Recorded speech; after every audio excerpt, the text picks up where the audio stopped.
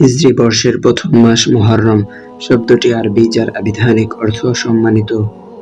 রাসূল সাল্লাল্লাহু আলাইহি ওয়াসাল্লাম ইরশাদ করেছেন, আফদালুস সিয়ামি বা'দা রমাদান শাহরুল্লাহিল মুহাররম। রমজানের পর সর্বাধিক ফজিলতপূর্ণ রোজা হলো আল্লাহর মাস মুহররমের। প্রিয় সুধী, হাদিসে বর্ণিত মুহররমের রোজাটি মূলত 10ই মুহররম তথা আশুরার রোজা।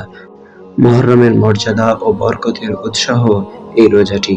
হযরত আবু কাতাদা রাদিয়াল্লাহু তাআলা আনহু থেকে বর্ণিত, আশুরার রোজা সম্পর্কে রাসূল করিম সাল্লাল্লাহু আলাইহি ওয়াসাল্লামকে জিজ্ঞাসা করা হলে তিনি ইরশাদ করলেন, ইউকাফিরুস সানাতাল মাদিয়া। আশুরার রোজা বিগত বছরের পাপসমূহ মোচন করে দেয়। ইসলামে আশুরার রোজার সূচনা কিভাবে হলো, এ সম্পর্কে সর্বাধিক প্রসিদ্ধ মত হলো হযরত আব্দুল্লাহ ইবনে আব্বাস রাদিয়াল্লাহু তাআলা আনহু বর্ণনা করেন, রাসূল সাল্লাল্লাহু আলাইহি ওয়াসাল্লাম হিজরত করে মদিনায় এসে ইহুদীদের দেখলেন তারা আশুরার দিনের রোজা রাখে। তখন রাসূল সাল্লাল্লাহু আলাইহি ওয়াসাল্লাম জিজ্ঞাসা করলেন, এটা কিসের রোজা? তারা বললেন, এটি একটি ভালো দিন। এই দিনে আল্লাহ তাআলা বনী ইসরাঈলকে তাদের শত্রুর কবল থেকে মুক্তি দিয়েছেন, তাই হযরত মূসা আলাইহিস সালাম এই দিনে রোজা রাখতেন। তখন রাসূল সাল্লাল্লাহু আলাইহি ওয়াসাল্লাম ইরশাদ করলেন, নাহনু আহাক্কু বিমূসা, আমি তো মূসাকে অনুসরণের ক্ষেত্রে তোমাদের চাইতেও অধিক হকদার।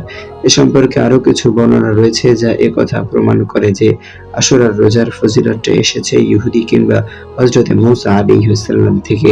অথচ উম্মুল মুমিনিন হযরত আয়েশা রাদিয়াল্লাহু তাআলা আনহা বলেছেন ভিন্ন কথা। তিনি বলেন, কুরাইশরা জাহিলি যুগে আশুরার দিনে রোজা রাখত এবং রাসূল সাল্লাল্লাহু আলাইহি ওয়াসাল্লামও রোজা রাখতেন। হিজরত করে মদিনায় আসার পর তিনি এ রোজা রেখেছেন এবং মুসলমানদেরকেও রোজা রাখার আদেশ দিয়েছেন। তারপর যখন রমজান মাসের রোজা ফরজ হলো, তখন তিনি ইরশাদ করেন, যার খুশি আশুরার রোজা রাখবে আর যার খুশি ছেড়ে দিবে। বোঝা গেল আশুরার রোজা রাসূল সাল্লাল্লাহু আলাইহি ওয়াসাল্লাম মক্কা থাকা অবস্থায় রাখতেন, তবে মদিনায় এসে যা হয়েছে তা হলো সাহাবীগণকেও রাখতে বলেছেন। তাই এটাকে পূর্ণ আমলেরই নবায়ন বলা যায়, সূচনা নয়। প্রশ্ন হলো, আশুরার রোজা কয়টি? এর জবাব হলো, আশুরার রোজা হচ্ছে 2টি। আশুরার সুন্নাহ রোজা 2টি।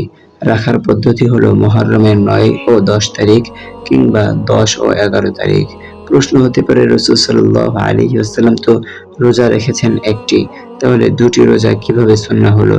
এর উত্তর হলো, হাদিস শরীফে আছে, হযরত আব্দুল্লাহ ইবনে আব্বাস রাদিয়াল্লাহু তাআলা আনহু বর্ণনা করেন, রাসূল সাল্লাল্লাহু আলাইহি ওয়াসাল্লাম যখন আশুরার রোজা রাখলেন এবং সাহাবীকেও রাখতে আদেশ করলেন, তখন তারা বললেন, ইয়া রাসূলুল্লাহ, ইহুদি খ্রিস্টানরা তো এই দিনটিকে খুব সম্মানের সঙ্গে পালন করে। তখন রাসূল সাল্লাল্লাহু আলাইহি ওয়াসাল্লাম বললেন, আগামী বছর বেঁচে থাকলে 9 তারিখেও রোজা রাখবো। প্রিয় উপস্থিতি, আশুরার প্রকৃত ফজিলত ও তাৎপর্য বিশুদ্ধ হাদিসের আলোকে এতটুকুই যা আলোচিত হলো। জিয়াদের শোক মিছিল ও মাতমের সঙ্গে এর কোনোই সম্পর্ক নেই। এমনিভাবে হালুয়া রুটি বিতরণের কোনো ভিত্তি নেই। এসব গর্হিত কাজ পরিহার করে রাসূল সাল্লাল্লাহু আলাইহি ওয়াসাল্লামের বাতলানো পদ্ধতিতে রোজা পালনের মাধ্যমে বরকতময় এ দিনের সুফল লাভ করাই হলো বুদ্ধিমানের কাজ। আল্লাহ তাআলা আমাদেরকে সে তৌফিক দান করুন। আমিন।